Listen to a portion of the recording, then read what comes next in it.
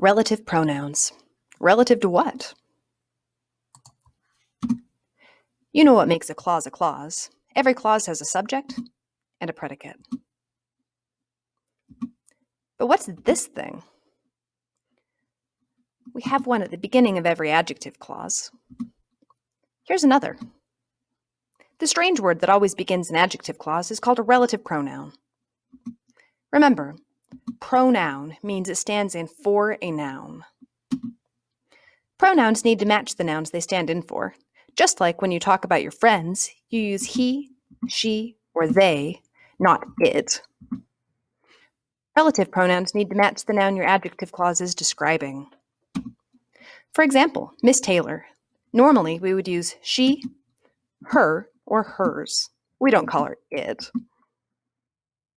When we use an adjective clause to describe her, we're going to use the relative pronouns who or whose, not that or which. She's a person, not a thing. Here's how it looks in a sentence. Miss Taylor, who is always cheerful, wore an orange shirt. Who stands in for Miss Taylor. In the same way, when we talk about the city of Boise, we're talking about a place, not a person.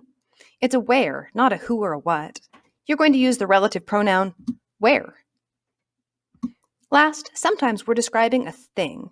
If you would use it in a sentence, now you're going to choose between that and which. Be careful, though. These are special. We've spent a couple of days determining whether clauses are essential or non-essential.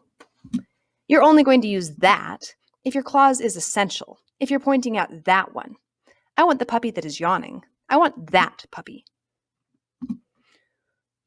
Which is used for non-essential clauses, when you just want to add some extra information.